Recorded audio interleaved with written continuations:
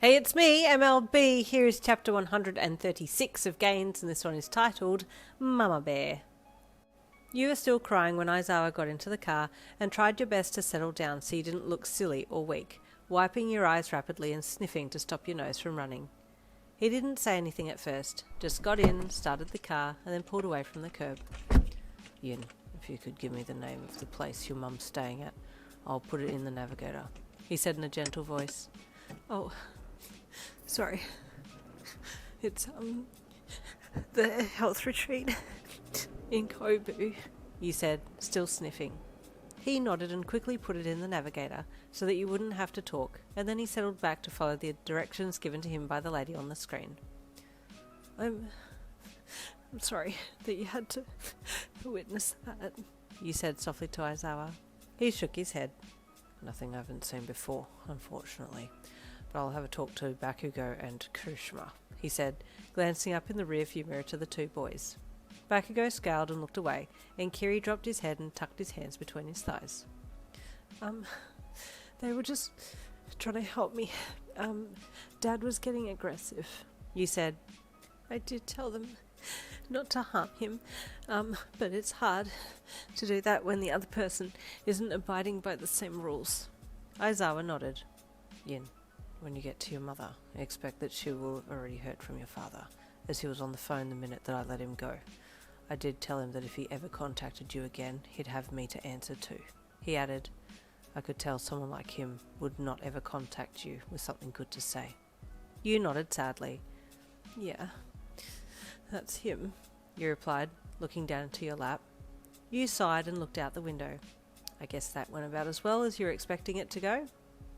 It wasn't long until you got to the health retreat, and Aizawa pulled up in the visitor parking spot and you all got out. Will you be okay from here? Aizawa asked you as he passed you the gym bag from the boot, and Kiri took the picnic basket.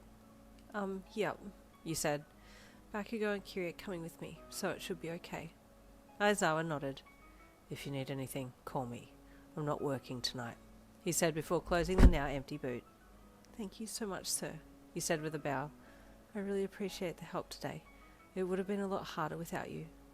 No need for thanks, he replied modestly, and then turned away. Be back by curfew, he then said before walking around, getting into his car and reversing out of the parking spot. You looked at your boys. I don't know what state Mum's gonna be in, you said, but if you feel like her and I need to be alone, just step out into the hallway and I'll try and be out to talk to you as soon as I can. It's okay, Yin. Don't worry, Kiri said kindly, placing an arm around your shoulders. We'll be okay. You just make sure Mum is okay. You nodded. Okay, let's just hope things go okay, you said with a sigh, and then turned and headed for the stairs to go into the place. Your mind was so preoccupied as you walked the hall to your mum's room that you didn't even remember the walk there, so much so that it surprised you when you were already standing in front of her door. Mum? You asked as you knocked on the door and then pushed the door open.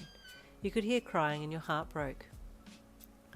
Maybe just stay out here for a bit, you cautioned your boys. I'll be a minute, and I'll let her know that you're here. They both nodded, and you stepped in alone, handing the gym bag to Bakugou, who took it eagerly. You closed the door behind you as you entered, and made your way quickly over to your mum, running into her arms and bursting into tears along with her. Outside the room, your boys could hear you both talking and crying, and Kiri let out a sigh. I wish I could protect her from this, he said softly. Well, we can't. And I wanted to smash the dad's face in. I could have snapped him like a tweak, Bakugou said angrily. You were so amazing back there, Kiri gushed. So manly and powerful. I was in awe, he said. Bakugou looked at him. Yeah, well, your quirk has gotten stronger. You're like a damn rock, unmovable, he replied. Kiri's eyes lit up at Bakugou's compliment, and the blonde suddenly felt embarrassed about being so honest. Shut up, don't look at me like that, he snapped. Not soft. I know you're not, but thank you, bro. I'm really happy, he said, with flowers floating around his brightened form. You're welcome, Bakugou mumbled with a blush on his cheeks. They could hear that you had settled a little inside, and Bakugou turned to Kiri. We should take Yin out on another date. Something to cheer her up, he said. Yeah, Kiri said enthusiastically. Let's talk it over with her, once this has settled a little bit. Yeah, Bakugou replied. Just then the door opened and you wiped your eyes. Come in. I told Mum that you were here with her things, you said as you opened the door wider. Oh, hello, boys, your mum said in a wobbly voice, with a wobbly smile, her eyes red and puffy. Hello, Mrs. Lin, Kiri greeted her politely. I'm so sorry about all of this. Please pardon the intrusion. Oh, honey, you're not intruding. Come here, your mum said, toddling over to give him a big hug.